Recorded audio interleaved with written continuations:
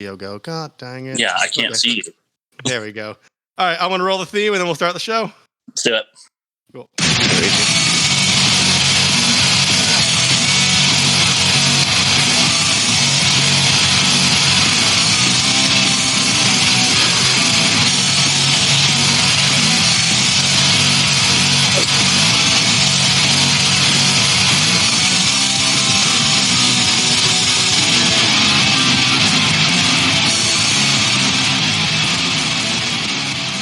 Hello and welcome to The Worst Movie Ever Made. I'm your host, Chris Hockman, joined by my co-host and fellow mad scientist, Rob Scucci. This is an experimental podcast designed with one thing in mind, to find the worst movie ever made. We're also joined by Jay at Dusty_Penguin_112 on Instagram. Hey guys, how are you and why are we doing this? Let's let our guest take the reins on this. I am doing well, thank you. And why am I here? Well, I think we're discussing a certain Marvel character in a tight red leather getup. And no, not talking about Daredevil.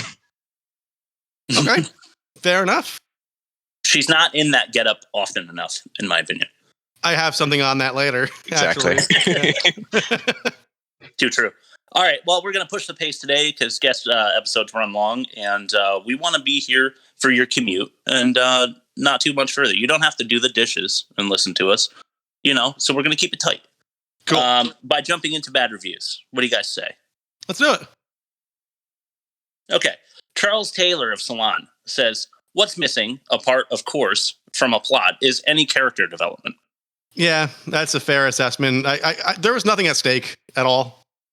I chose these. I have three, and I chose these three because I feel like each of them is equally valid and on a different sort of tangent about this movie. So it'll give you a good feel.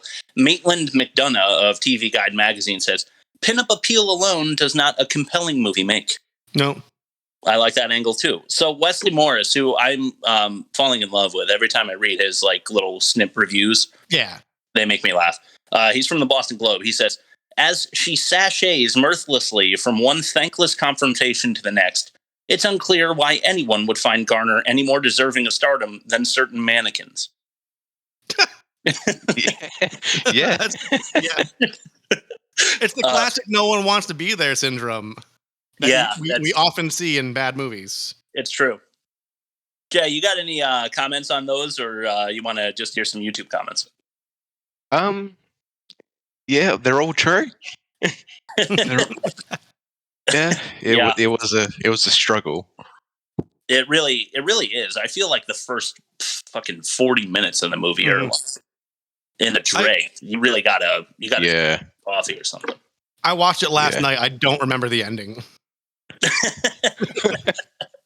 Well, we'll get there. Do you have any YouTube comments for the time being? Yeah, I got three of them.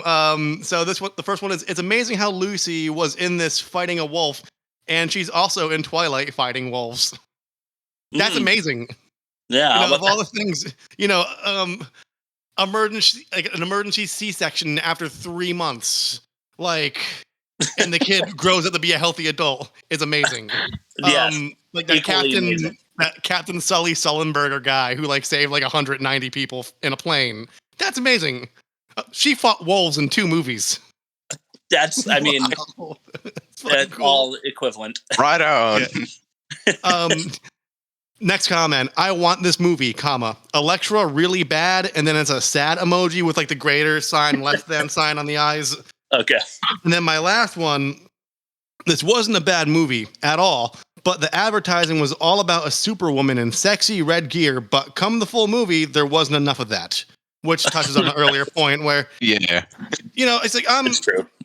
I try to be a tasteful gentleman, but, it's just when you have a hot superhero, you want to see them running and shit in their cool uniform that's hot. Yeah. Too true. Yeah. Pretty much. Yeah. All right, let's do test number 1. I want your guys' reactions to these movie scores on Rotten Tomatoes. So the worst of its kind test is we go through and we talk about the critic scores for 5 different movies on Rotten Tomatoes, and then we compare the average of all 5 to the score of Elektra in this case.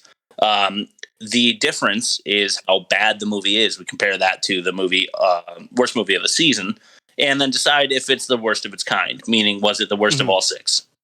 So let's do test number 1: the worst of its kind. Is this film the best of the worst or the worst of its kind?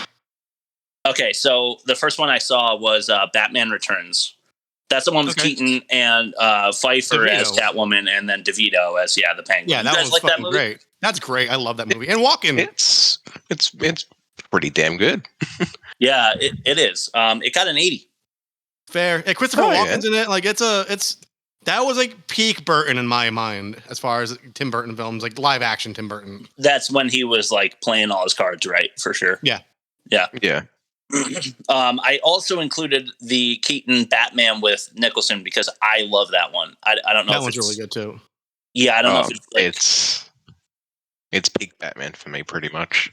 Yeah, it's up there for me. It's I'm basic, so I like the Christian Bale Batmans as well. But yeah, that Keaton Nicholson Batman is like that's what I want out of a Batman movie, basically. But it scored a little worse. It got a 72. Okay. I was surprised by that because it's actually less campy than the Batman Returns movie. So I thought critics would deduct points for that kind of like silliness. But anyway, X2, X-Men United with Jackman and Halle Berry, I wrote, because they're probably the biggest names. Got an 85, which I think is kind of horseshit considering the other 2 movies. But yeah. You guys like that one? I mean, seen it? I like it, but I don't think it's a 85. I agree. It's like a midday summer blockbuster where like you have time to kill between doing 2 different things.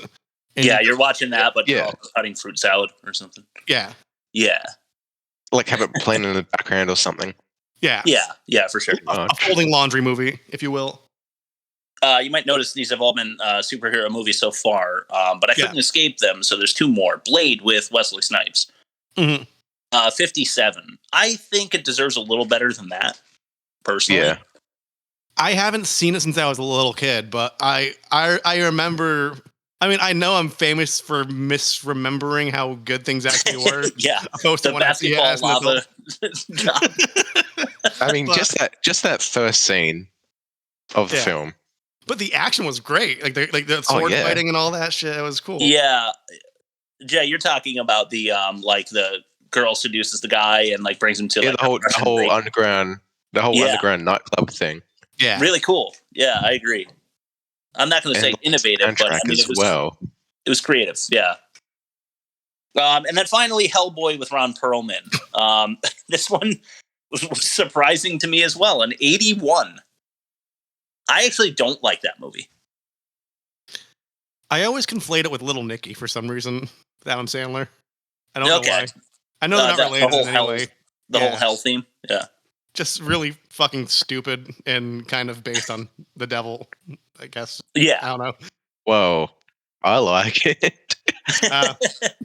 Well, you're entitled. The whole like, hey, you know, what's the ultimate evil? We'll make it like it's Nazis again, you know? And then I don't know. The CGI is like in this movie. I'm going to just throw this out there and see if you guys agree. Like in this movie, Hellboy was way too ambitious with the CGI. I think Elektra did way too much, way too fast with the CGI. Yeah, for sure. You guys want to guess what Elektra got on Rotten Tomatoes? I'm gonna go 11. Okay.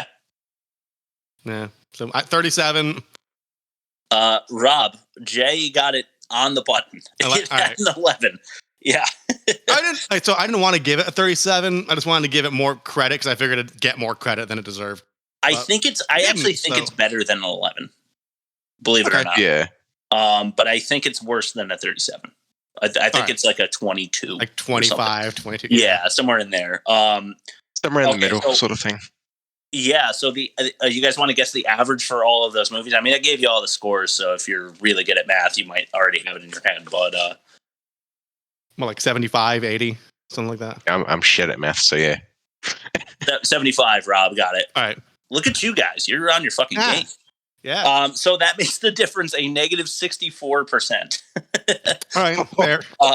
It's also by far the worst of its kind. So that's our first test in the books. We're going to move on to the plot pitch.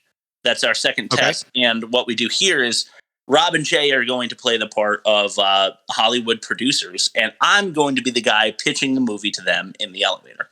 After I pitch the movie to the best of my ability, kind of, I'm going to ask you guys if you would make the movie and to give my plot pitch a star grade so that I know how to improve in the future. Okay. Let's do test number 2, the plot pitch.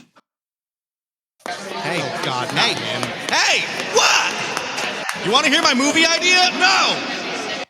3, 2, 1, go. Hey, fellas, I have some amazing news. We got Garner to tepidly agree to do Elektra. As it happens, she was contractually obligated, but still, we got her.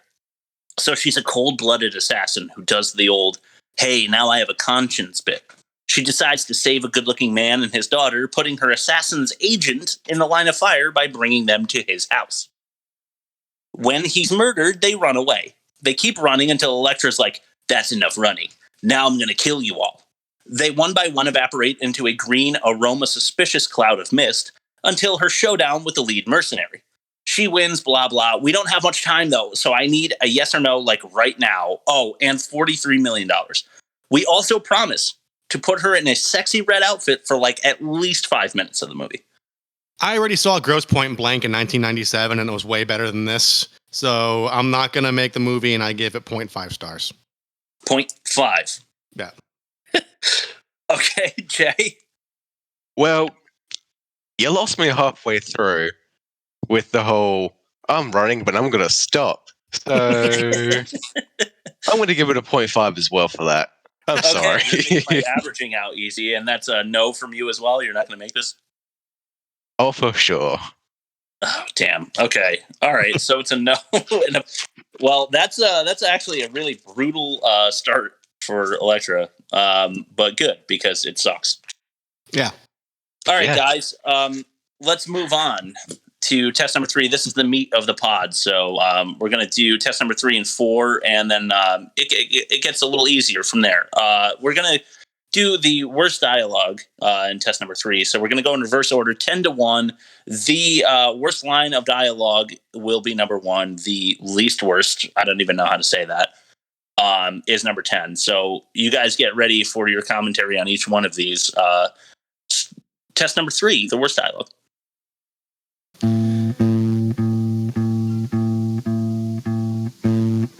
The worst movie ever made presents the worst dialogue ever made.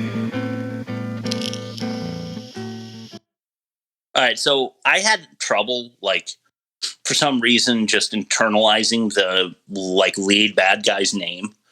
I wrote it down. I looked at it. I wrote it down again. I still don't know if it's right for some reason. It's just my brain's not understanding. I think it's Karigi or something like that. Do you guys know? As long as you're consistent, it'll track. Okay, I'm just gonna go with Karigi. He's the son of the hand leader, and so unfortunately, this movie is so cliche, so tropey that it's going to spill over into the dialogue. So I actually don't think this is the worst dialogue movie that we've ever had, but there's some real gold coming up. Starting with Karigi saying to, I don't know, Elektra, Stick, and Abby, and Mark, and all of them, the war is over, right? And then Stick says, the war has just begun. Yeah. I included that in number 10 because it's just dial by number. Yep. Yeah. I'm just going to move on. Number 9, Elektra. Don't worry, death's not that bad. DeMarco, the guy like Lucius Malfoy in the beginning. Yeah. He goes, yeah, how do you know that? And Elektra says, with a whisper in his ear, I died once. She could have said like anything, like, I've been where the shadows crawl and I have returned, or something.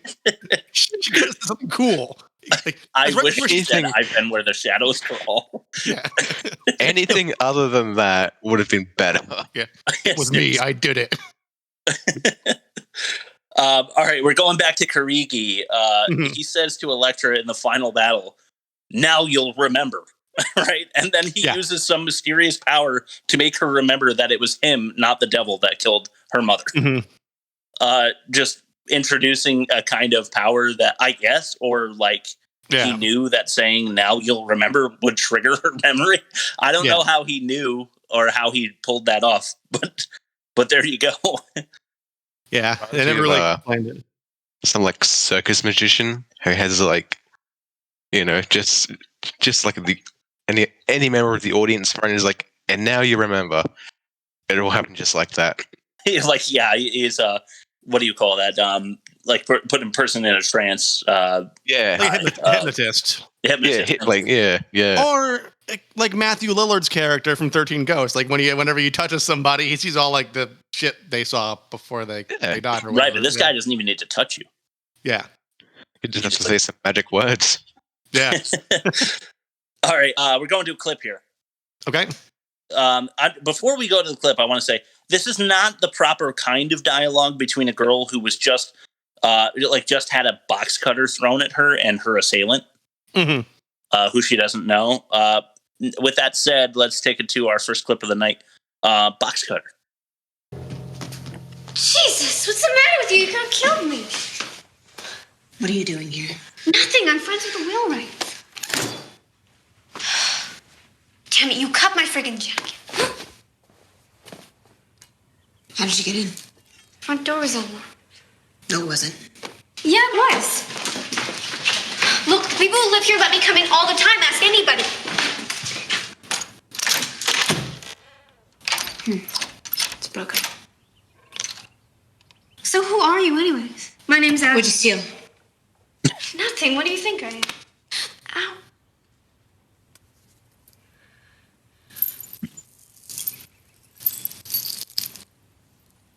Please don't call the cops. My dad will kill me. In some parts of the world, they just cut your hands off. It makes sense later in the movie because she's hiding the fact that she is gifted or whatever. Yeah. But you'd think there'd be some better theater on her part trying to conceal that from someone she doesn't know. Okay, I'm going to steal from a bit later. Here. She is a girl who is on the run with her father. We don't know that yet. Yeah. We just met her. We don't know who she is. She doesn't know who Elektra is. Yeah. Elektra throws a box cutter at her and staples her to the wall so she can't move. Right? Yeah. She is so nonchalant about it.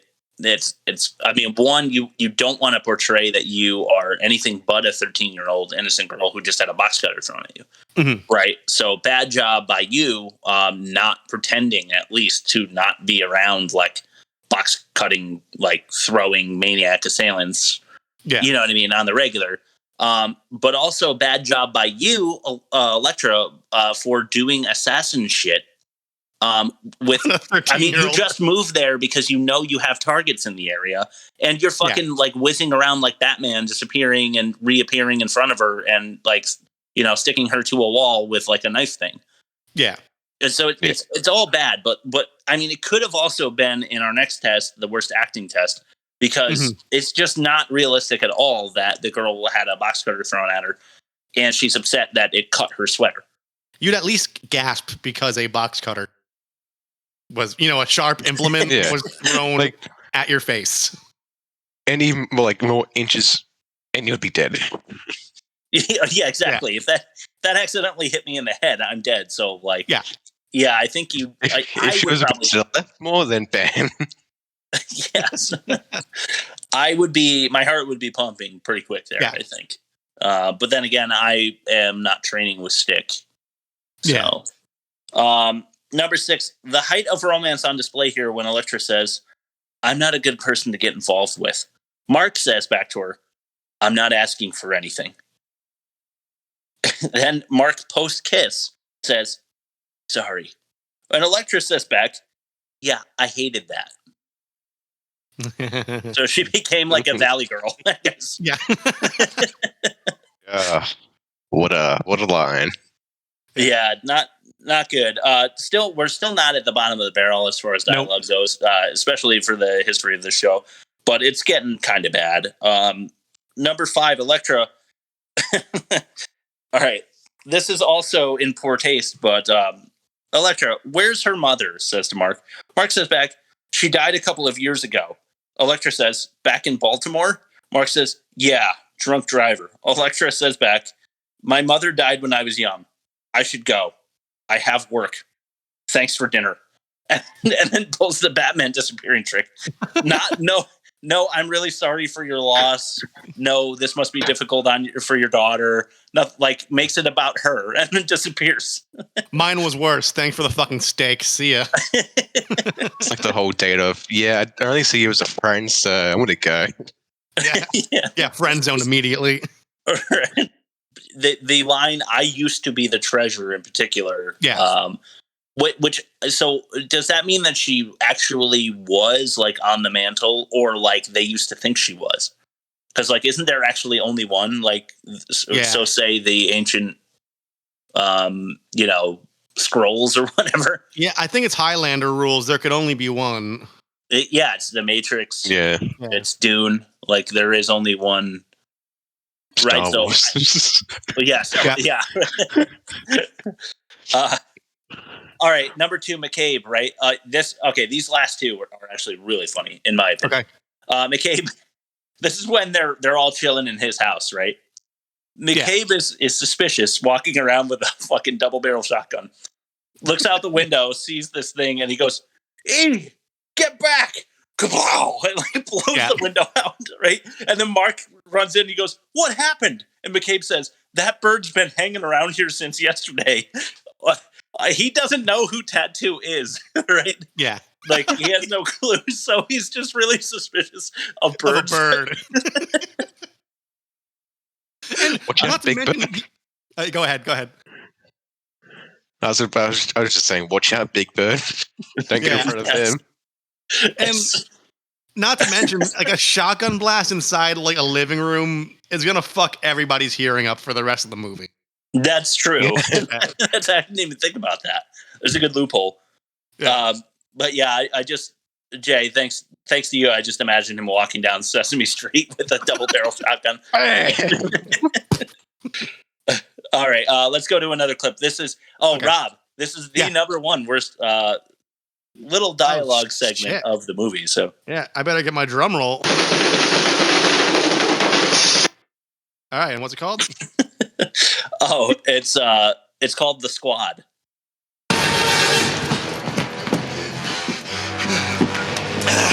Don't tell me the circus isn't done, huh? Tell you what, you might as well kill me now, because I ain't talking. Talking is not necessary. But I accept the first half of your proposal.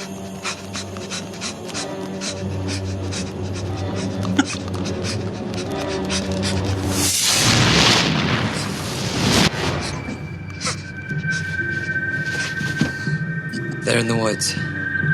Typhoid, Stone, Tattoo. Get Kinko. Head there now. Hurry.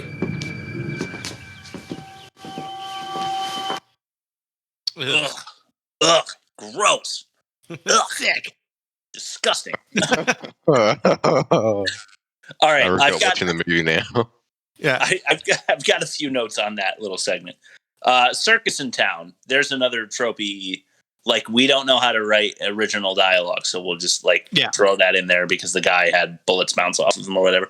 I would be terrified if I just shot a guy with like buckshot and he just like shaving it off of his chest with his fingers and then destroyed my door with me behind it.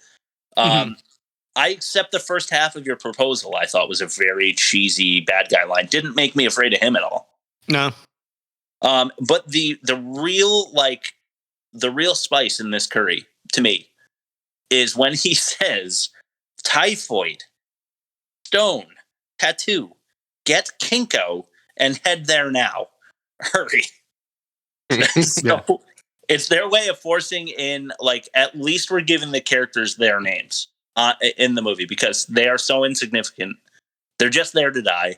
They're there to look cool and die, but we have to force in their names to at least give them that because otherwise, who is she really killing? We don't even know their names, right? And every single name sounds like the name of like a hip restaurant in a gentrified neighborhood. Let's go to Tattoo or Kinko. Sounds Right in Hell's Kitchen. Yeah, like $45 tapas plate, and you get like 3 fucking mozzarella sticks. One of those. Plates. Yeah. That's it. We're going to Typhoid. Damn, I'm really hungry. Let's go to Tattoo. All right, that's it for the worst dialogue. I really hated those names, and we're gonna do something fun, guys, later in the loopholes. Those are some bad names, right? Typhoid, Stone, Tattoo, and Kinko. Yeah, not sounding too badass to you guys. All right, what we're gonna do in the loopholes section is I'm going to read off some of the worst names I could find out in the superhero universe, villains and superheroes. Okay. So look forward to that, listener, because it's fun. Test number 4, the worst acting, is where we just point out the worst acting segments of the entire movie. Okay. Let's do that. In test number 4, the worst acting. Test number 4, the worst acting. Naturally, we'd use the Catwoman theme for this run. Yeah.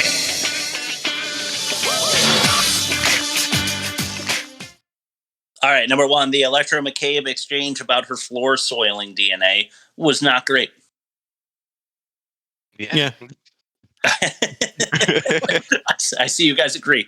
I just think it's more bad writing, because what it did for me, like, I know I have like a weird like paranoid brain, but what it did for me was I started to think about like how she is like flaking off her DNA, and the fact that she's like just wearing gloves, has her skin like completely exposed on both of her arms.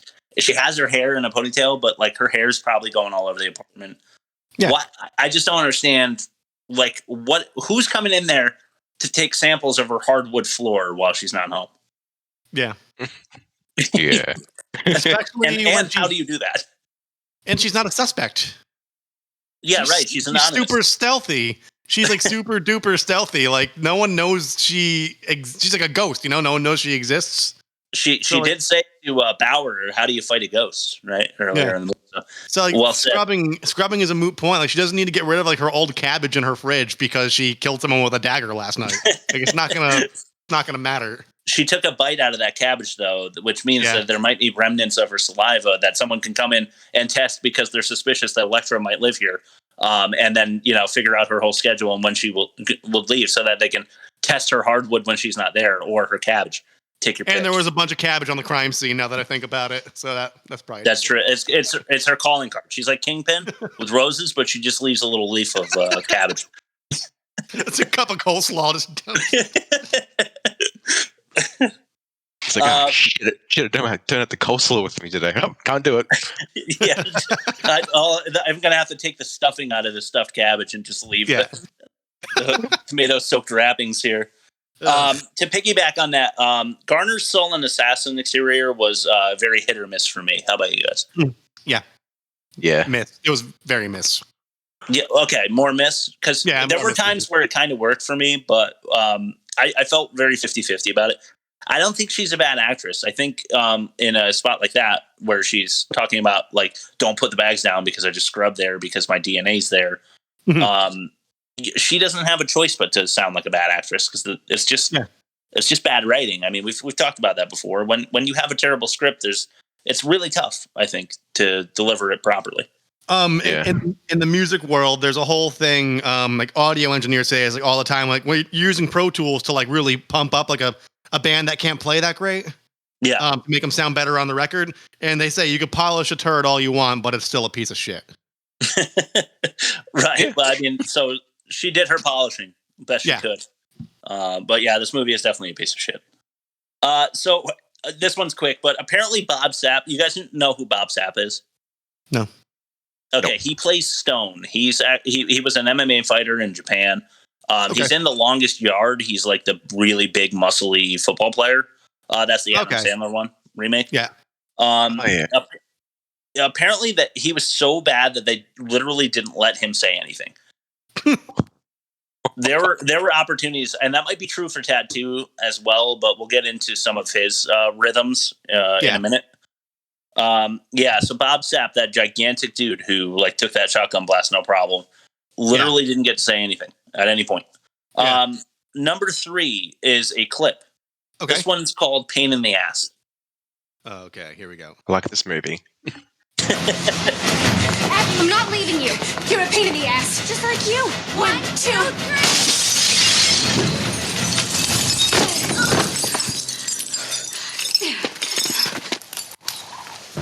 3. Tattoo. The treasure's here.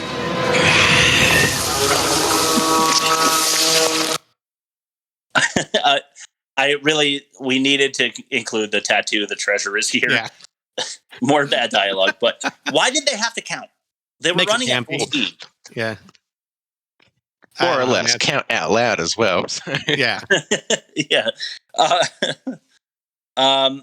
Yeah, I don't know. I don't think they have the chemistry to do the whole, like, this is going to come up again, but we've seen it in other movies. They don't develop the characters, as one of our critics has said, enough to have that kind of give and take, light harassment back and forth. You know what I mean?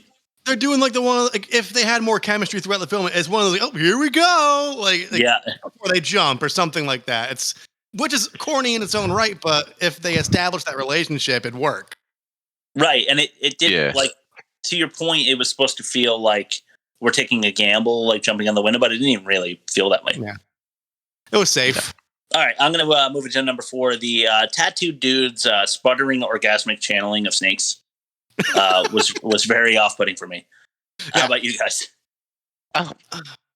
Yeah. The I don't know if the mic's gonna pick this up, but the noise it made when the snakes were coming out of him, like that weird, like juicy, like, yes. Like if Jay, you mentioned you have a cat. Like I have a cat too. They crawl up right to your ear and they do that like gummy like. Yeah. Yeah, it's like that. It was that noise amplified, like coming from 10 different directions. It was very disgusting. I didn't like it. Oh. All right. I can't get to that now. Let's move it on to another clip. We got 2 more, and then we're down here. This one's called "Push, Push, Push." All right, here we go. You're slipping, Elektra. Come on, let's go. Push, push, push. Let's go. Let's push, push, push, push. Keep going, Elektra. Keep going. I'm just a kid. I don't want to stay here. Electra. Don't worry, Elektra. I'll take good care of her.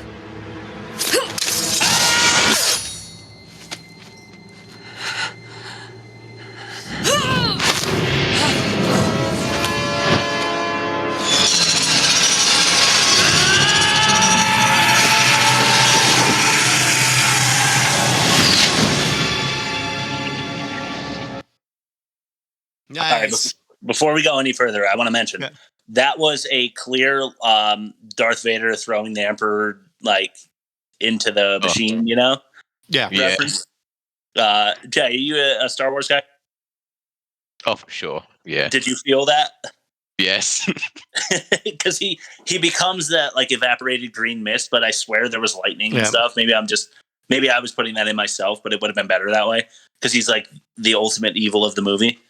Yeah. Because I recently watched rewatched Return of the Jedi, and just hearing that again, it put that scene in, not the scene from Elektra, but the scene from Return of the Jedi. Yeah. Just hearing it again. Right. It's drawing parallels for you. Yeah. But just the first part of that scene, it out of context, it just sounds so bad. It does. Mm-hmm. It really does. Well, that's what we do here. We take things out of context and we twist around and make it sound even worse because these movies deserve it. Yeah. But also, before we go to our last clip, I just want to say that Kirigi, or whatever his name is, did a lot of like ARG kind of screaming that made him sound sort of piratey, and I didn't like it. He threw in way too many. Yeah. And I want everyone to know. I want everyone to know that. Yeah. I'm on the record. The frying like a Lego minifigure dying. Let's do Life Return. That's our next clip, and we're done here. Okay. So what's next? Kurigi's gone. No one's after you. Back to school? Go to the beach and get a tan. And get ice cream.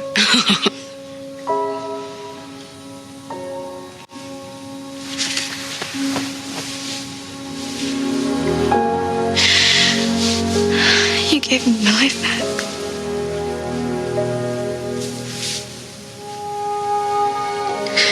You gave me mine. The whole let's get some ice cream when we're done with this, or you know what? Once this volcano blows over, we're gonna go fishing. Or like every one of these movies, like the last like 5 weeks, has been like we're gonna go fishing, or we're gonna get ice cream, or we're gonna. What gets me though is that she suggests all these public places just after they've been like getting chased down by assassins. All these public places, and like saying, "Oh yeah, let's go to these places," while they're still probably being tracked down by other people. Yeah, that is that's a major loophole. That's definitely going to come up again. But also the total trauma of being out in the open, you know. Yeah. So you know, like you don't want to go to McDonald's if you still kind of feel like you haven't gotten the assassin monkey off your back. Yeah, like hearing someone gives you. Like hearing the receipt machine print in the back while you're waiting for your food is going to trigger you to think it's like a bomb about to go off or something. Someone gives you the stink eye, you go up to them and just stab them. Yeah. You attack them for no reason. Yeah. All right, Jay, for you, have you seen Hard to Kill with Steven Seagal? Not in a long time. Okay, so here's the reason I ask. What we need to do, and for some reason I always forget to do this after the third test, is decide whether or not the dialogue is worse than Hard to Kill. So what I did for you, in case you hadn't seen it, is I wrote down one line from Hard to Kill, just to give you a feel for it. And then you can tell me if the dialogue is worse based on that, which probably isn't a fair assessment, but that's what I've got for you. Rob, what do you say first? Do you think it's worse or no? Hard to Kill's worse. I agree. So yeah, no, it's not worse. Yeah, Elektra's not worse. Hard to Kill is. Jay, for you, this is a line from Hard to Kill. I'm just going to give you some pretext real fast. A senator hires the mafia to kill a guy. Steven Seagal videotaped that, and then they kill him, but he's not dead. He's in a coma for 7 years. He doesn't know who's behind the assassination attempt. He finds out it's this guy named Senator Trent. Senator Trent's tagline is, "I'm going to take it, or you can take that to the bank." He says that on his campaign trail to get people to believe in him, right? You can take that to the bank. Yeah. So Seagal, towards the end of the movie, realizes it's Senator Trent who hired people to like come after him and to do the assassination in the first place. As he's sitting on his bed, staring out the window alone, he says, "I'm going to send you to the bank, Senator Trent. The blood bank." I think that was. I'm so glad I have not watched that movie in a while. Yeah, don't. So based on that, which isn't a fair assessment, but would you say that the dialogue is worse or Hard to Kill? It is. It is, yeah. By far. All right, cool. I'm just going to jot that down as our dialogue score. And how about the acting? Based on that, Jay, what do you think? Hard to Kill is worse. Yes, it is. Tally me for the same thing. Okay, cool. I wholeheartedly agree. All right. All right. With that done, we're going to do Rob's ad read. So, Rob, right, usually at this point in the pod, sends it to our sponsor, and he gives us a nice ad read. So this one's weird. It's today's episode of The Worst Movie Ever Made is brought to you by that one guy you work with who always wears that Joy Division shirt. You know the one. He always talks about going to shows that take place underneath an abandoned deli that only 8 other people attended. He offers to help out with a company carpool initiative, but his car is pretty much filled to the windows with garbage, and you're not actually sure his license hasn't been suspended. If you ever talk about music or movies, he'll list off 100 titles you've never fucking heard of and be prompted to say, yeah, man, I'll check it out. Don't worry, though. He's basically harmless. We strongly recommend you listen to Joy Division's 2 albums and know a reference or two. If you litter around your desk with some Magic the Gathering cards, you could have him distracted for a few hours. Joy Division guy. Love will tear him apart. Aw. I love Joy Division, by the way. That Okay. shirt All right. that shirt pisses me off, though. The Unknown Pleasures shirt. I can't say that I've seen it. Oh. Now that we advertise it on a pod, I'm sure it's probably going to take off. So It's great, yeah. I'll send you a video after the pod of Ian Curtis from Joy Division. He's a singer, dancing on stage. Because the band just like kind of tame, and he's just standing there like this in front of the microphone, and that's just how he dances. awesome. Yeah. All right, we're going to move on to test number 5, guys. This is the most offensive. So we're going to talk about the most offensive moments in this movie, and then we're going to play a little mini game at the end because I really enjoyed that last week. Okay. Let's do test number 5, the most offensive. Damn it! I am tired of being Santa Claus!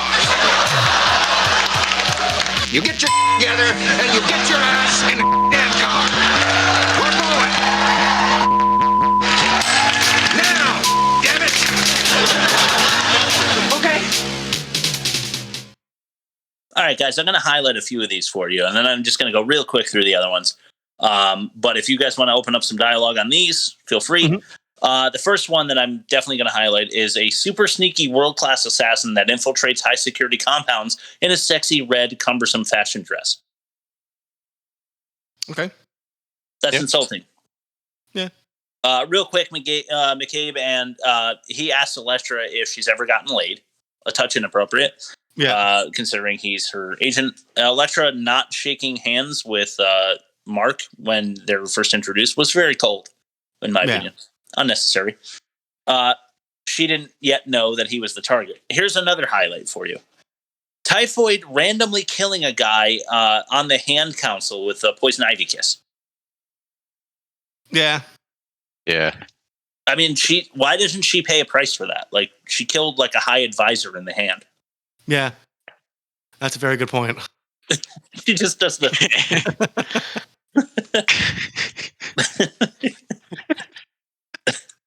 Okay, watching the father-daughter nightly ritual through the window is a little creepy. Yeah, we've learned that any instance of just like stalking children just never bodes well. Yes, it's true. What was that, Jay? I said, close the curtains, people. Yeah, seriously. Yeah. You have an assassin hanging around. Close the curtains. Yeah. All right, here's a good one. The Karate Kid hand rub revival at the end. I was like, come on. Mm-hmm. Give me a fucking Just that in general. Oh my god. Yeah, it's just lame. And like, doesn't she need years more of study till like she just can feel how to use whatever they call it to revive her? I don't know. It's lame. Yeah. Killing the treasure out of pure jealousy against her boss's wishes. We did the clip earlier, but you're not going to get away with that also. Mm-hmm. Because they want her on their side. And finally, go ahead. They seem to be all knowing too. So it's probably not a good move. Yeah, probably not. Okay, running the dead treasure through the yard, into the mansion, up the stairs, around the corner, and into the master bedroom before reviving her. It seems like maybe you should just do it while you're there in the yard. Seems like a bit of a hassle. Yeah. It's very like, hey, if we're in like an intimate setting after I revive her, maybe she'll like want to like reward my chivalry. That's the vibe I got. It's like, why just do it? Like, if they fall down right there, you revive them right there. You don't bring them up to the fucking bedroom. Right, exactly. Luckily, she wasn't just like, oh shit, gotta clean the house first. Hold on. Yeah. Wait a minute. There's DNA in this yard. Get me a hose. We're hitmen, but we're professionals. my cabbage. Yeah. I need more cabbage. I just killed 7 people. I've only got 2 heads of cabbage. I need to grow more. Hold on. McCabe, go get more cabbage. Killing 2 birds with 1 cabbage. With a double barrel shotgun. All right. No, that's really good. All right. Here's our little mini game, guys. Okay. I'm going to give you an offensive scene from Hard to Kill to compare to the offense given by Elektra, and we'll see which one's worse. Okay? Real quick. Coma wiener peeking versus random murder. So for some context, Jay, the woman that's watching over Steven Seagal's character in Hard to Kill with regularity checks out his penis while he's in a coma. We found that rather offensive. And I am comparing... I think anyone would. What's that? I said, I think anyone would. Yeah. Well, we're comparing that to the random murder, like the poison ivy kiss of the hand guy. What's more offensive? Is that even a question? It's the hard to kill one. Yeah, I'm on Team Wiener Peak here. I think that's fair. The fair right. one. I'm sure he wasn't hard to kill at the moment while in a coma, but still impressive anyway, I guess. You got murder against straight up harassment. Yeah, I mean, she did kill an evil guy. Yeah, and like when you're killed, like if you find out someone's been stealing peaks of your wiener and you don't die, you have to carry that with you the rest of your life. Yeah, if you get killed, you're fucking dead. You don't care anymore. You have nothing to worry about. I'm really glad that I don't know of anyone who's stolen peaks at my wiener. Because I would want to. That I know of. That's true. I have been asleep before. That is true. Okay. Extended revival. That's referring to the scene we just talked about where she like runs the girl all the way into the bedroom instead of just like who knows how long she has on the revival clock, right? So don't waste time. Potentially killing an old lady, cold cocking a bystander, and destroying donuts for no reason on your run through. So this happened in Hard to Kill as well. One of the bad guys is just running through like a New York street, and he decides to knock over an old lady into like a rack of clothes, completely fucking knock out a guy. This is while he's running by them, and then destroy someone's box of donuts, therefore ruining their dessert. Which is worse? Okay, the first 2 I understand, but the donuts, come on, man. Yeah, seriously. I think Hard to Kill is still more offensive because he could have just ran past those people. He didn't. None of those actions needed to have played out. Right. I mean, there was at least a sweet meaning at the end of the extended revival, but yeah, this guy had killed an old lady. Have you ever been in line at the bank and like look at your watch and be like, "Oh shit, I'm running late," and on your way out of the bank, you like punch 10 people because that aren't even in your way. You know what I mean? You assault 10 people. You rob the place. Yeah. Right. With a double barrel shotgun, leaving cabbage along the way. Exactly. All right. Cool. Then we've got our score. We didn't have to go to a tiebreaker. So next is our 5 interesting facts. I'm just going to breeze through these to make up time. Ben Affleck filmed a cameo scene that was later deleted. I was going to talk about this. Oh, you were? Yeah. Yeah, I was going to bring it up. I'm just saying, like, what was the point of it in the first place? It wasn't like a whole dream sequence. Yeah, it was like very, very quick dream sequence where I think they were maybe teasing an Elektra sequel back in Hell's Kitchen. Yeah, because that never happened. So no, Matt Murdock is like, "When are you coming back?" And Elektra's like, "When I'm ready." And that was a whole. Damn, she wakes up. Yeah, right. Pretty lame. Jennifer Garner filmed this movie while on summer hiatus from the show Alias. So maybe that helps to explain the tropiness, like the really bad, like I've seen it all before kind of writing that they had, because they shot this movie in 62 days. Okay. Oh. Yeah. So real quick. Number 3, in one scene, Stone throws his club at Elektra. It bashes into a tree and gets destroyed. He then attacks Mark and Abby with the same one somehow. In Easter the same egg. sequence, Elektra breaks her sai on Stone's back, but then has 2 fully functional sais for the rest of the movie. Yeah. She just has like a whole wardrobe full of them. She could, Yeah. yeah. It could be like a Doug Funny situation.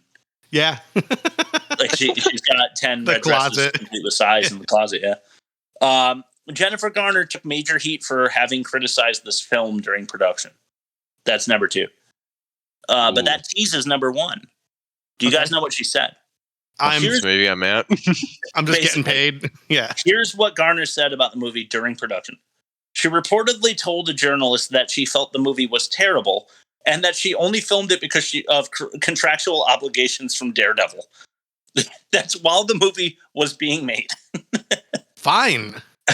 Like, fine. Like that's. I respect her a hell of a lot more now, actually. Yeah, right. Because like when you have like people always get mad at actors taking things for like a paycheck or because they're contractually obligated. But like, what do we do every day at our jobs? That we eat complete shit 8 hours a day because it's the best we could do. Yeah, right. And then we get money and then we buy stuff we like with it. Yeah, I guess you can tell her not to sign the contract that ties her into Elektra before she knows anything about it.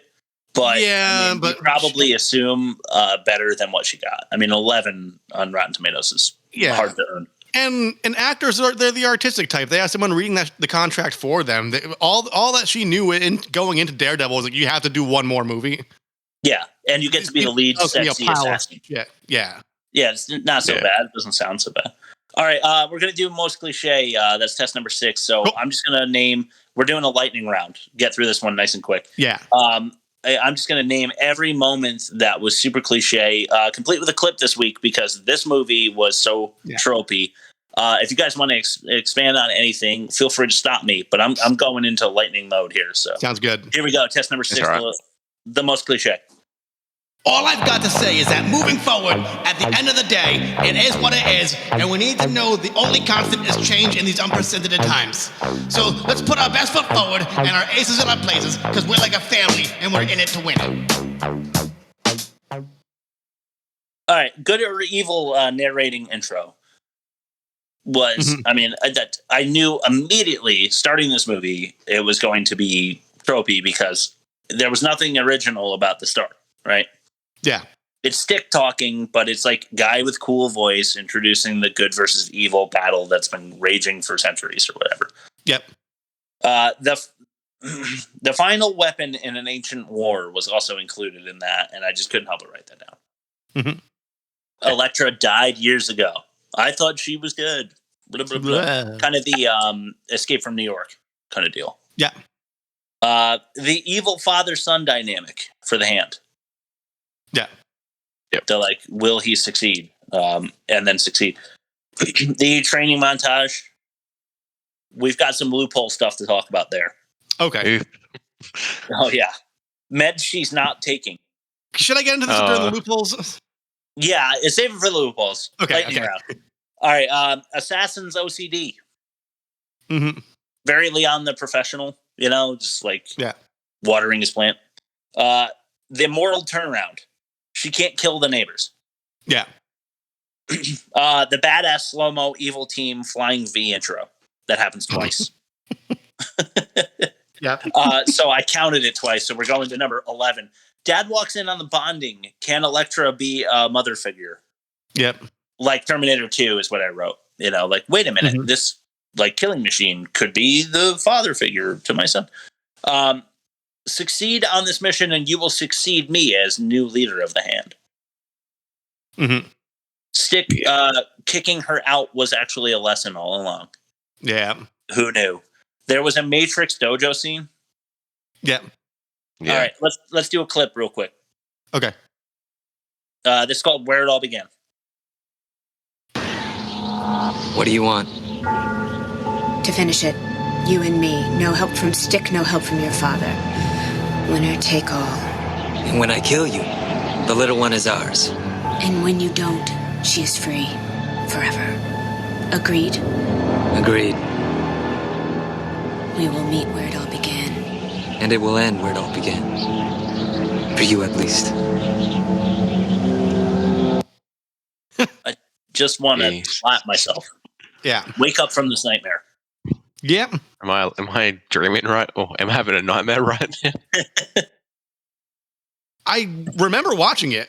The third act is like it Yeah, kind of well- it's kind of coming and going, and it's as we're talking about it, I remember it, but I don't remember it because it's just I know all the rhythms and all the pockets that these kind of movies fall into. So it's just I know what happened without actually remembering it because I think I just blacked it out because I just it's like I seen this, okay, autopilot. It was that poison kiss. Yeah. Yeah, right. The one thing that I kept going back to for me was like it was like such a grind to get to the end, and then the end was just like this flashpoint. So like I kind of get why it's not super memorable. It's like the science like volcano experiment you do when you're in middle school. Like all this anticipation building up to the volcano like exploding, but then it just like fuzzes over for half a second, and your experiment's done. Like that was the movie to me. Yeah. All right, Rob. I'm ready for the shitcoin. How about you? Oh, I'm born ready, dude. I'm always ready for these.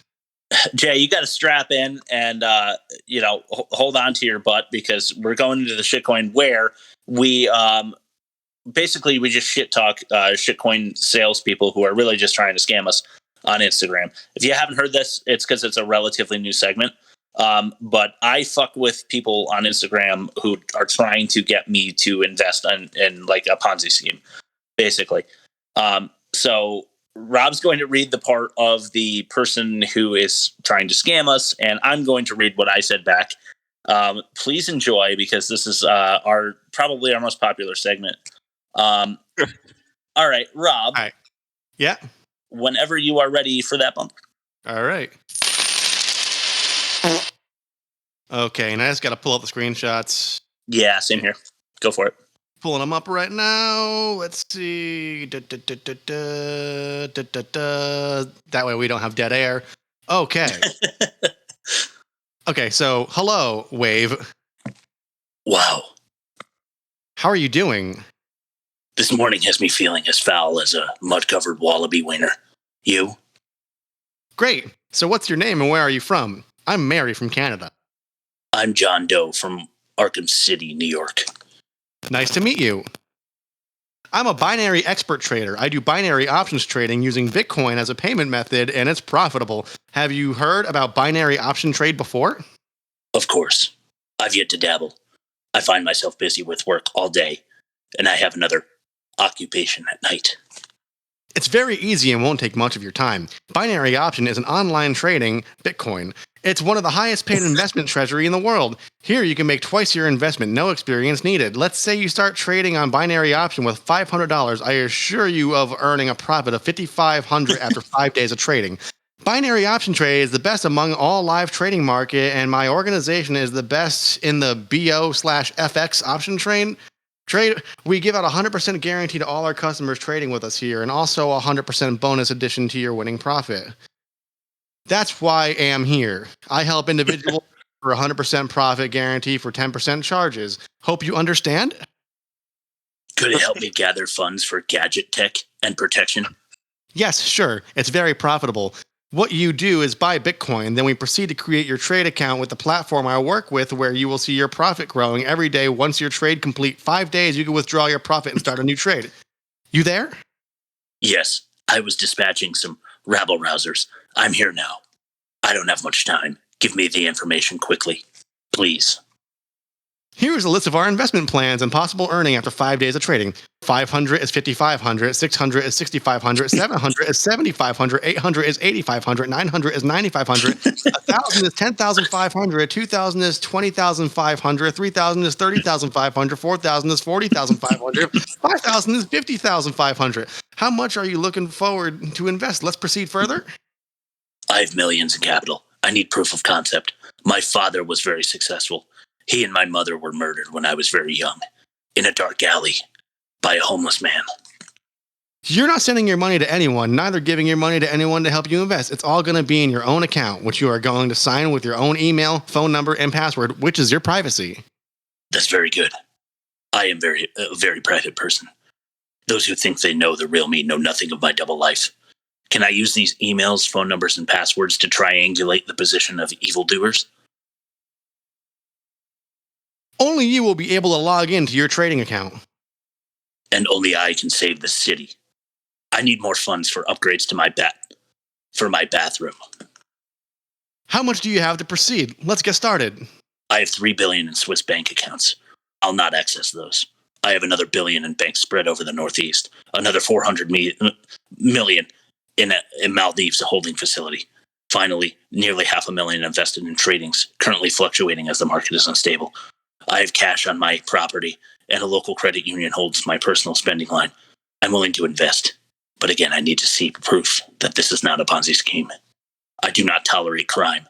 I fight crime in a black, protective, bulletproof polyfiber suit, complete with a mask and cape. So do you have Bitcoin wallet or cash to purchase Bitcoin to get started? Is this a scam? Don't swear to God. Swear to me. I'm not here to scam you, okay? Good. Besides, you are not sending your money to me, okay? Good. I'm glad I can trust you. It's not who you are underneath, but what you do that defines you. So do you have the Bitcoin wallet or Cash App? Do you know any or all of Victor Freeze, Oswald Cobblepot, or Harvey Dent and their possible current location? I'm currently trying to apprehend their attention for nothing but trade deals, just trade deals. No. Ugh. I ask you a question? No, I'm a mystery wrapped in an enigma. No one must know my secrets. Okay, what's the question? Do you have Bitcoin wallet or cash to purchase Bitcoin? Where are they? Yes or no? I'm the Cape Crusader, the world's #1 detective. Go to your app store and download Edge Wallet and give a screenshot of it when you are done. I am Batman. Looks like you are not interested. Have a nice day. I didn't want you to think that I've deliberately wasted your time. Just accidentally wasted it. Never. I got them to quit. I think that was my first rage quit by a Bitcoiner. Last week was close. Very close. Yeah.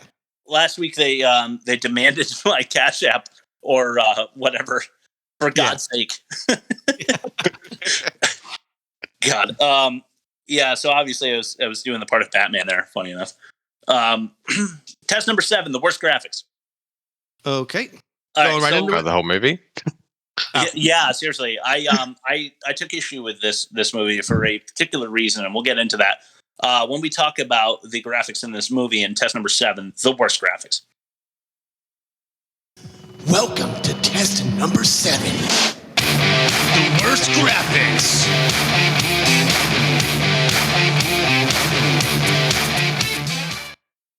All right, the fucking devil. Merp. Yep. Merp. She's clearly not doing the one-handed chin-ups. Yeah. Yeah. Right, I mean, they don't show her entire body at any point. Because Sylvester Stallone would struggle with those in Rocky 3, you know? Pierce Brosnan and Dante's Peak, the same thing with the push-ups. Yes, exactly. Yeah, Bob pointed that out in our Dante's Peak episode, but he wasn't doing those push-ups himself. Yeah. The slow-mo sigh through the porch. Do you guys remember that scene where the ninja's like on the porch and she like goes through the porch of the side? Yeah. Just so lame. All right, Jay, maybe this will hit you. I think this is kind of where you're going. I'm just going off of instinct here, but the eye on the hawk of like the tattoo on tattoo. That's just teaser. Oh, God. Yeah. I've got more from that particular character. The bear spirit tattoo that comes out of his like chest. Oh my God. The black leaf kiss thing wasn't terrible, like in the woods. Yeah. When she makes out with Elektra and she like passes. I didn't think that was so bad. Yeah. The fiery window explosion wasn't great, actually. It's like she does the gas like trick and then like throws a candle like it's a sigh at them and like it just blows up all the gas. but they actually look more like they CGI'd the fire coming out of the windows. Yeah. But what we've learned on this podcast is that it's very easy to do the practical effect of fire coming out of a building. Yeah. Oh yeah. Keep that in mind. The tree collapse I thought was bad. Yep. Yeah. Guys, what was the fucking green mist stuff? That was like George of the Jungle. Gross smell. Yeah. Mist. Yeah. Why though? I don't know. The gold necklace. Yeah. Right? Okay, fine. Yeah. Not bad for the time. I didn't really like the sonic boom kicks. That effect. I don't really I just don't know what is Kirigi's power. Or does he have multiple? I don't know. I don't think the movie even knows that answer. Yeah. I agree. I don't think they have any clue. I think they wanted to just shroud it in mystery, like how it was that they obtained their powers and any science behind it. Might have been smart to not try to explain that. Just like he has these powers. Here you go. Yeah. They wanted the fans to try and speculate on what it was, but they did not care at all. The fans did not care. Yeah, it's one of those things where they expect like there to be a bunch of bloggers that talk about like what were the special powers and blah blah blah. Here's my theory behind blah blah blah. But the movie just sucked so bad that there was really no buzz about it. Yeah. All it was this movie's bad. Don't watch it. Yeah, seriously. That was the buzz after the movie. It was like, this sucks. Yeah. The snake tattoos, just fuck that. Yeah. Yeah. They're unlimited. They look like shit. Like I said before, the guy was like just totally O-facing all over that bridge. It was just nasty. The sigh all the way through the hedge maze really bugged me too. Yep. Yeah. You guys got any particular scene or CGI or practical effect they used that you didn't like before I go into my theory behind the graphics on this? My whole thing is I feel like this movie was made like 3 years before the special effects it needed were available.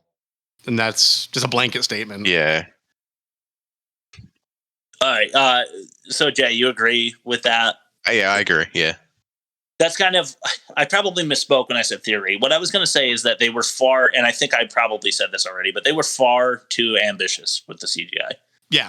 Yeah. In the first half of the movie, they do nothing. They do basically no practical effects. They don't care to, or computer graphics either. They really don't care to start you off in a universe of like woo woo and magic and all that. And then like the latter half of the movie is just like, let's just show off our special effects department. And they way too wet. Like, so Jay, you said you saw the first Blade movie and you liked it. Yes. Did you see the second Blade movie? Yes, I've seen all three. Okay, so at the end, Rob, I don't know if you've seen this one, but at the end of the this is kind of the example that I go to in my head, but at the end of the second Blade movie, he's fighting like the origin of the vampire disease that's like infecting regular humans. Yeah. Do you remember that? Yeah. Yeah. I don't remember his name, but he's like the patient zero. And so they're trying to create this new style of fighting with like these really crazy physics like dynamics with CGI in Blade 2 at the end in particular. And it looks absolutely horrible. And the same thing. It like they were way too big for their britches when it came to the CGI department. So Blade 2 is a good movie. You like it? Yeah. Okay, don't. I'll let you get away with that one, but don't you defend Trinity? What? What was the name of the third Blade?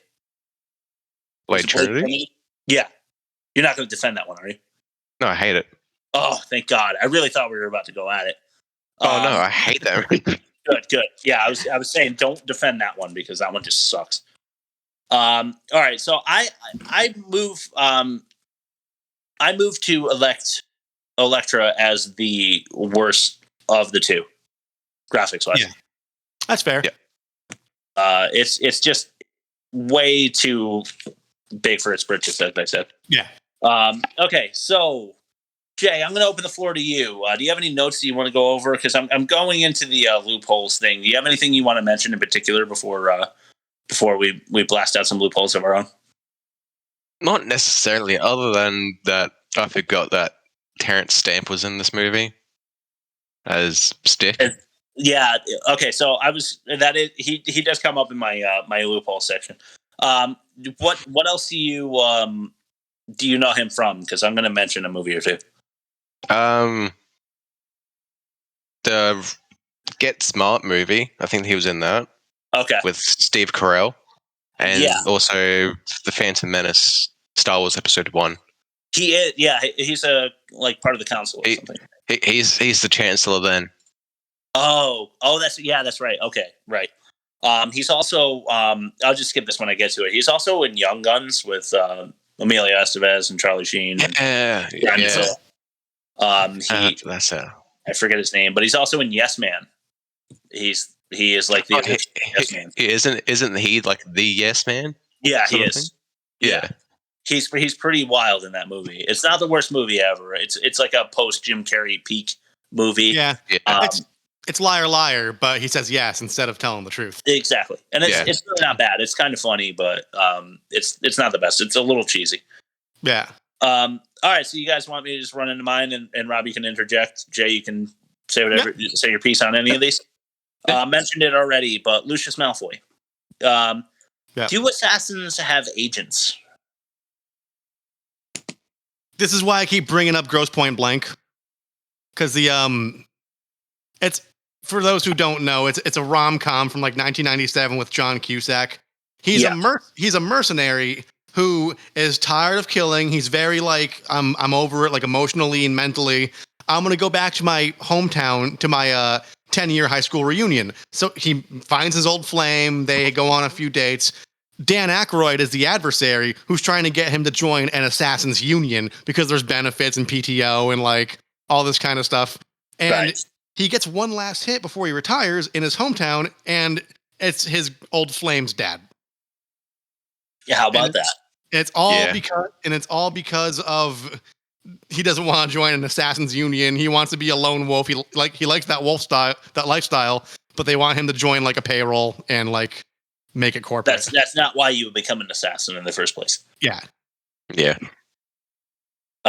Man, did that look like the house from Double Jeopardy, in my opinion. Have you guys seen Double Jeopardy with Ashley Judd? Mm-hmm. I don't think I have. Okay, it's actually pretty good, and she's pretty hot in that movie, so definitely check it out. Tommy Lee Jones, too, and he's the man. Even in Volcano, which is the last shitty movie we did. It's actually not the movie from Double Jeopardy, but it was used in 50 Shades of Grey, if you want to go check that out. Yeah. Why steal that shitty necklace if you're Abby? That thing didn't look like it was worth anything. That looked like the kind of necklace where if you wear it 10 times and accidentally once in the shower, your neck is green. Yeah. Yeah, well, like they get like $25 from the Antiques Roadshow sort of thing. Right, yeah. This is not worth much. I hate to break it to you. Yeah. Okay, so here I mentioned that we're going to have a little fun in the loopholes today. When I first watched Daredevil with Ben Affleck as Matt Murdock and saw Jennifer Garner as Elektra Nachos, I couldn't help but feel like Elektra Nachos sounds like something you'd order from Dave & Buster's with like a green lightning lime aioli on the nachos or something like that. Right? Yeah. So I was thinking, is that the worst superhero name ever? No, probably not. Right? Does it bug you guys though? Is Elektra Nachos like pretty rough? Yeah. Okay. I don't want to say it. Like that's the kind of thing that like you're like, you know, you're just meeting a girl or something and you're like, oh yeah, I'm just checking out this movie. Oh, who's that? That's Elektra Nachos. Yeah. What did you just like? What? Like I'm embarrassed now because I'm watching a movie with a character called Elektra Nachos and I have to defend the name Elektra Nachos. I'm not gonna defend that. You know what I mean? Yeah.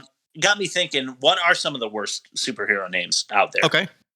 Elektra Nachos is her full name. Her superhero name, I guess, is Elektra. So, I didn't go with their actual names. I went with their superhero names or supervillain names. Okay. And here are some of the worst that I can find on the internet. Sure. 3D Man. Major Maple Leaf. It is a total like Captain America knockoff. Yeah. Matter Eater Lad. Yes. A guy that can't eat anything. Right. The Wizard. Like He's peeing? like the Flash. Yeah. Okay. Fruit Boy. Mint Berry Crunch. Yeah. Berry Crunch. Shablagoo. Crazy Quilt. Okay. Skin. Calendar Man. Oh, don't be talking shit about Calendar Man. I mean, he's kind of badass, but his name is Calendar Man. Yeah. There is a superhero called Vibe. All right. Vibe's pretty cool. Elongated Man. Okay. DC is fantastic. Arm Fall Off Boy. Okay. An actual superhero that just beats people with his arms. Yeah. And then Cool. finally, look, there are plenty more out there. There were so many. Okay. I can name a lot. What's that? Said I can name a lot. Yeah, there are a ton. But the last one I saw, Snapper Carr. Okay. Just like a teenage up and comer named Snapper Carr. All right, super boring opening. Like the first 30 minutes I thought of this movie was extremely boring. I just wanted to mention because fuck them for that. Okay. She got a delivery to the front door and she didn't know it. Yeah. I feel like that's a little inconsistent. It's very inconsistent.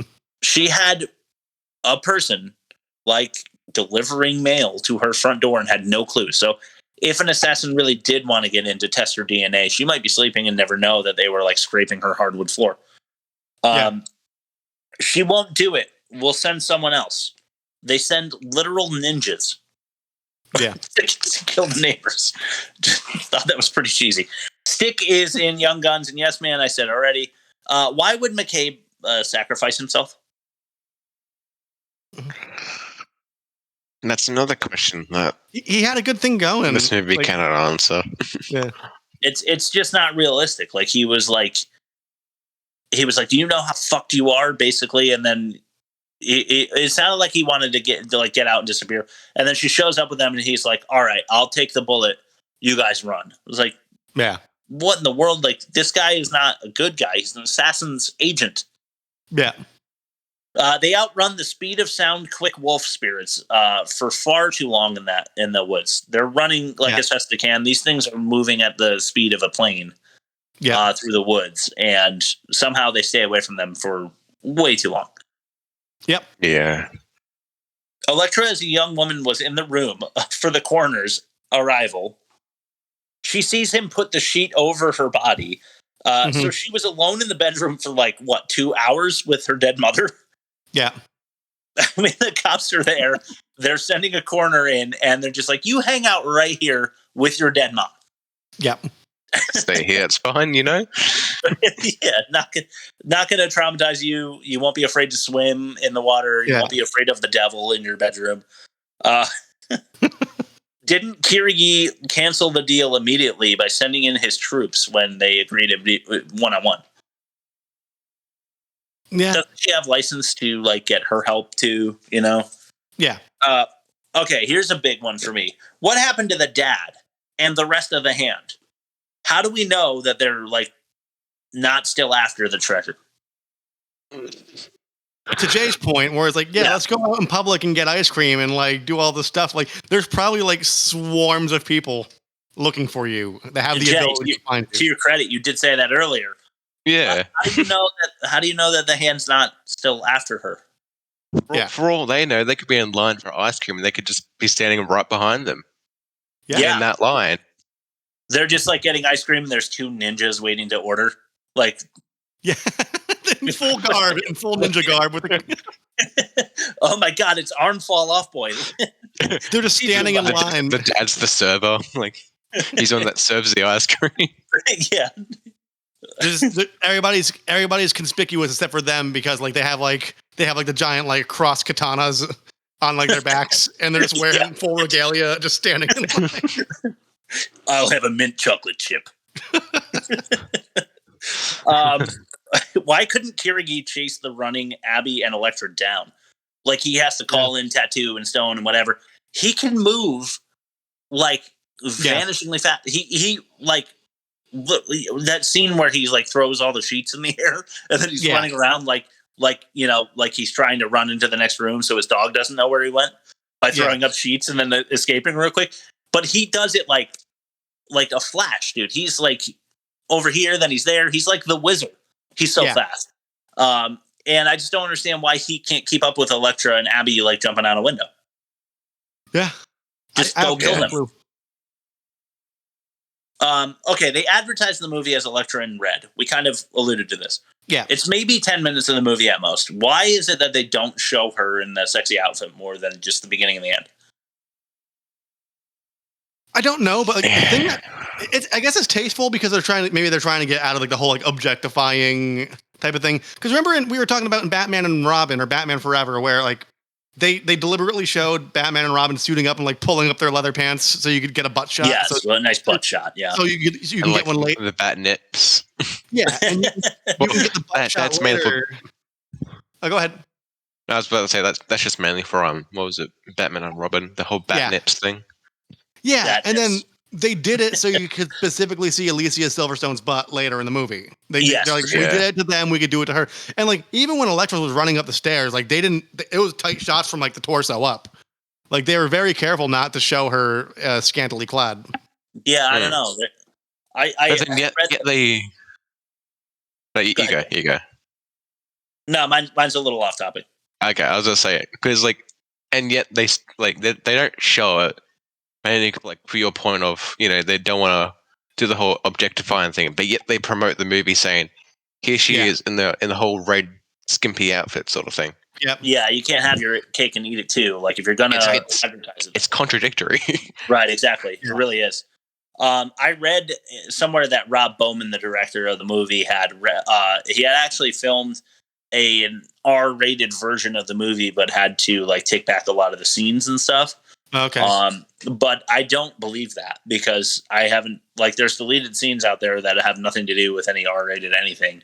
Yeah. And maybe that was him to draw more an adult audience, I guess. Yeah, that's what I thought that they were going for by showing her like way more skin, Yeah. Anyway, that's what I've got. So Rob, if you want to do your movie review, then we can go over some credit names and compare these movies. Yeah, real quickly, what I talked to you about off air, I think I stopped the movie to actually talk to you about this. The insomnia medication. I used to take insomnia medication because certain times a year I won't sleep. I took Seroquel for a while, like a very low dosage, like 100 milligrams a night. Like most people take 4 or 5. And you wake up almost like you're blackout drunk and you'll eat your whole refrigerator. You will have like 9 bowls of cereal and go back to bed and not remember it. You become Matter Eater Lad. Exactly. Yeah. So at a different point, I switched to Abilify, like 5 milligrams a night. I gained 30 or 35 pounds in like a month and a half. So all I'm saying is, with high activity too, I exercised and I had a physical job at the time. There's no way Elektra's taking insomnia medication and then running like the wind and fucking jumping through windows and like running up and down. That's exactly why she's not taking it, because she knows that like in the movie that is her life, she's going to have to at least squeeze into that red dress for 10 minutes. So. Exactly. She's not taking those meds. I was just laughing my ass off. I was like, how is she not 300 pounds taking like freaking Abilify before every night? And that's all I had. And for the review, man, I didn't write one because I didn't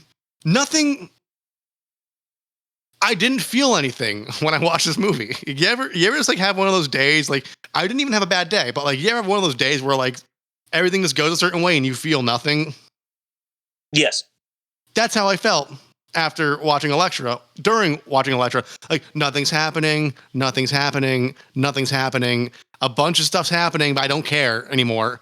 And then and that's my review, because it's just like I'm a pretty good at like, writing what I feel about these things. I sat down and stared at the blank page and I was like, I this movie is literally nothing to me. It's just, I think that's worse than any review I could write. It's nothing to me. It's garbage. I hate it. Other movies are going to score worse, I'm sure, but this one is like a black spot in my heart. Jay, any closing remarks before I read some bad credit names?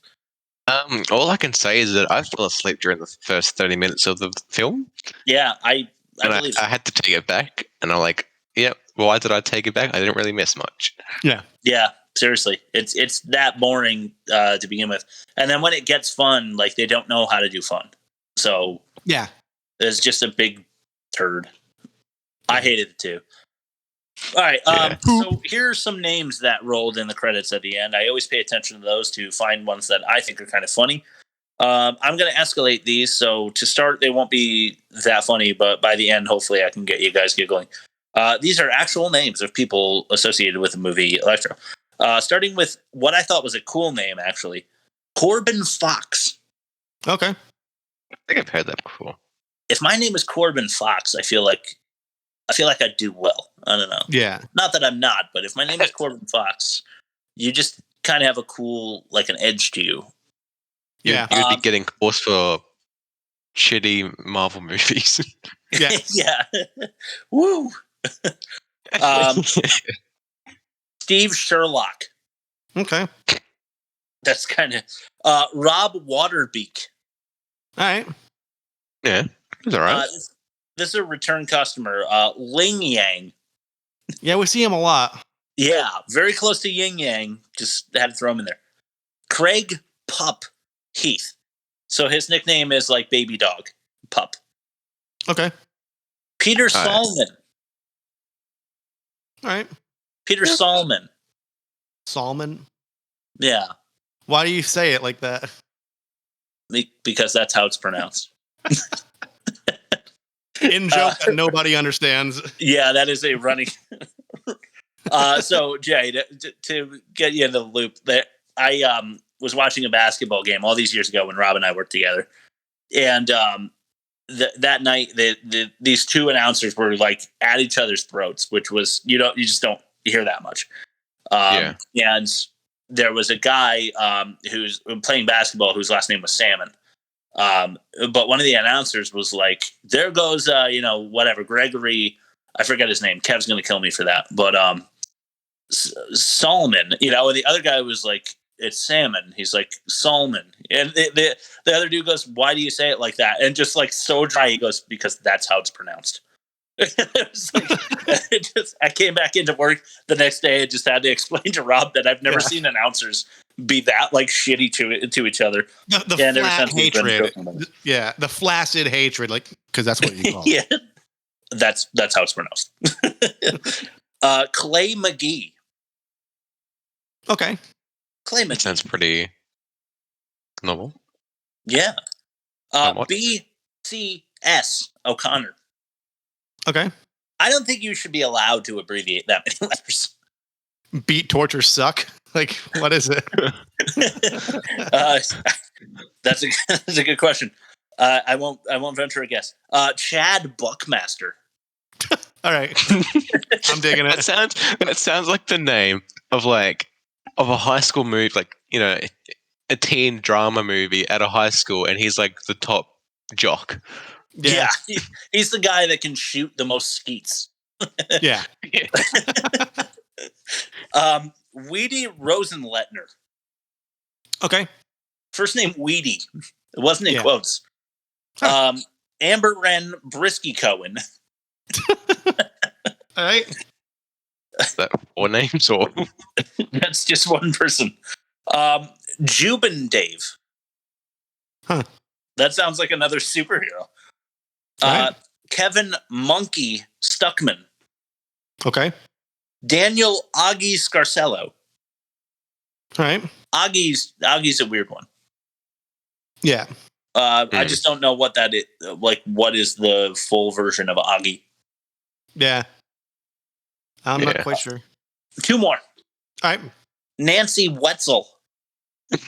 If you're not associated with the pretzel fame, then it's a bad name Yeah. to have.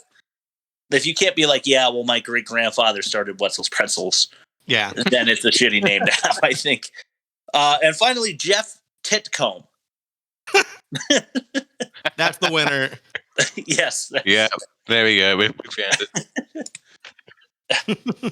All right, so I'm going to compare the movies. Yep. And then we're going to plug some stuff, and we'll go home. Okay. Cool. Hard to Kill. Worst of its kind got a negative 65, and it was worst of its kind.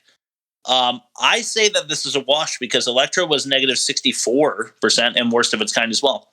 Yeah. I don't think 1% is worth choosing one over the other. No. How do you guys feel? Plus, there's a fine lot with more that. offensive stuff in Hard to Kill and more shitty things, I guess. Yeah, so it'll get the nod later, right? So Yeah. So nothing so far. The plot, you would not make Elektra. You guys both gave it a 0.5 on the star grade. Bob and Rob both agreed to split the cost. Very generous of you guys to put $5 million up a piece. And it averaged out to a 2.25. So Elektra actually wins the plot. So we're 1-0 Elektra. Dialogue, Hard to Kill wins. That was easy. Yeah. Acting, Hard to Kill wins. That was also easy. And Hard to Kill is also more offensive. Okay. Agreed so far, right? Yep. So this will get interesting now because there were 17 signifiers, so to speak, on the trope scale for Hard to Kill. However, Elektra had 20. Okay. So Elektra wins that one. It's 3-2 Hard to Kill through the first 6. And Elektra had worst graphics. Okay. So we're now at a 3-3 tie, and I don't know what to do. Ooh. Well, then maybe we should go back to the first test and actually Go with the 1%. go with the 1% because that's a tiebreaker. 1% determines Yeah. the difference between Hard to Kill and Elektra. Yeah. Jay, do you think that's a fair way to go about it? Yeah. All right, Hard to Kill is the worst of the season still by 1%. Yep. I mean, That's it's a tight margin, but it still deserves it. It does. I agree. It's horrible. Elektra might be slightly better, although I really hated Elektra. Mm-hmm. Yeah. Okay, so next week, Rob, we actually got a lot of people responding to the poll this week. Okay. We put up Gotti with John Travolta Okay. and The Ice Road with Liam Neeson. Yeah. And The Ice Road won by about 5 votes. Okay. So we're doing, which I've never even heard of, but that's because Liam Neeson has done, 16 of these since Taken. And this was like a straight to Redbox flick too. It's just it's by the numbers, as we say, and it's like he announced like years ago, like 5 or 6 years ago, he was going to retire from action movies, and then he kind of snuck back in and started doing action movies again. This is one of them. Yeah. He was like, I still want to be like a big deal, so I'm going to go back to making movies. I'm 76 and I still want to jump off fucking trains. So Jay, have you seen The Ice Road? I have not. Okay, I haven't either, so who knows? But I just want to technically, if it's like his other 20 films that he's done of the pretty much the same, it'd be the same. Yeah. I'm sure it will be. Yeah. So it's going to be shit. And I'm looking forward to checking it out. And I swear to God, I'm going to get Gotti through on one of these motherfucking polls. It's the new Senseless. Yeah. Gotti is your Senseless. I thought it was going to get through. Yeah. I mean, it's supposed to be one of the worst movies ever made, like literally. So we want to suss out whether or not that's true. But we'll do the fucking Ice Road. Fine. Whatever. You win. All right. I want to thank you, Jay, from @Dusty_Penguin_ 112 on Instagram. Thank you for joining us. It was a lot of fun. We look forward to having you on again in the future. Anything you want to plug before you leave, or should we just outro with our audio and social? No, really. Just thanks for having me along. It was Of course. pretty damn fun. Yeah, Cool. It was. Definitely. Rob, where can they listen to us? Just search the worst movie ever made on your podcast app. We're on all the big ones. If you have your own personal app, just go to Anchor FM or Spotify, get the RSS feed, and then put it into your Pocket Cast or your Podcast Addict or whatever you'd like to use. And you could email us at worst movie ever made at gmail.com with no the. And Chris, you want to talk about the Instagram real quick? Yeah, Instagram mostly, because we're at about 3,500 followers now. Not that that's much to brag about, but it's cool, I guess. Whatever. Get that dirt off your shoulder. Whatever. We have a Twitter that I'm working on. I'm starting to figure out how to use that. So if you want to check us out there, it's also the worst movie ever made. We have a Reddit community. No action there, though, so not what I would suggest. And yeah, so go to Instagram. Basically, that's where you want to find us. Rob's also working on our TikTok, and that's starting to take off a little bit. So thank you, Rob, for that. He's posting some really fun clips and videos.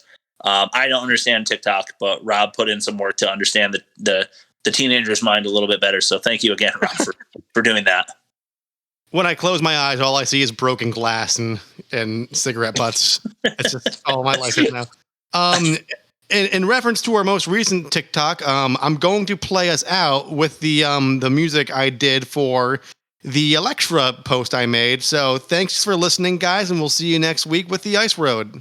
And thanks, Jay. And it feels so wonderful to be here with you on my first album.